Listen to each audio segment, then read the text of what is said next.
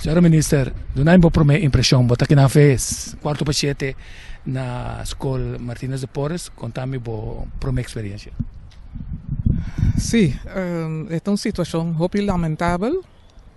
Caminho botar mira correndo a pone para nossa queima, pone deliberadamente para queima escola. Sobre nós não podemos na queima classe. A intenção é para a escola queima. É a maneira que assim é dar plafond tu cos a que candela e se ela sigue se não chega ali nossa situação lo está muito mais lamentável que está agora aqui. Agora aqui nós temos local que está completamente destruído, tanto computer, material educativo, material que a frona adorna em classe, mobiliário, muralha, ferro, plafond, tudo está danhado. Então, é um gasto muito grande. Tem 3 outros locais também tem dano assim, mas essa aqui está completamente danhada e quase nós temos vista preto de ruma. Então, nós podemos imaginar nos meses se está preto de ruma, tá quanto a candela está para. Então, se ela plama em outro local não via plafond kudak, esta situação sumamente lamentável. Sim. Assim que mês nós vemos é dano está muito grande com mobiliário que você vai buscar. Aí a mobiliário você vai soro para reparação do lugar. Então, para reparação, nós vemos que é o qual é dano que está assim na imagem de escola. É personal que também há na situação de local assim na cabeça de escola.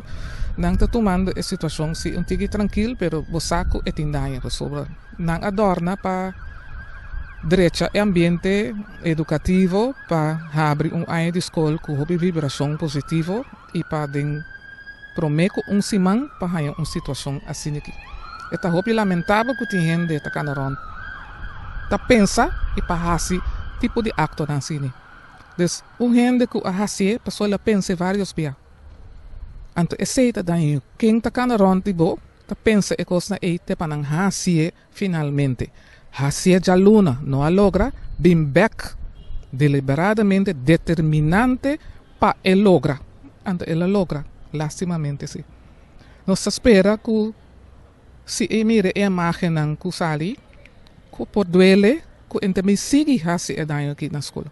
Em nenhuma outra escola, nenhum caminho mais de nossa comunidade. Por isso, então daí no nosso país, daí no nosso jovem, que tem gana de seguir sim para não construir na vida. Está assim dano muito grande, gasto não financeiro também, que porta um ende que está assim algo assim não está para que tu quanto é dano está esta causa aqui de uma situação assim aqui. Nós espera que o remordimento lo trará bem e está stop com esse tipo de acto não assim aqui. Isso está muito lamentável.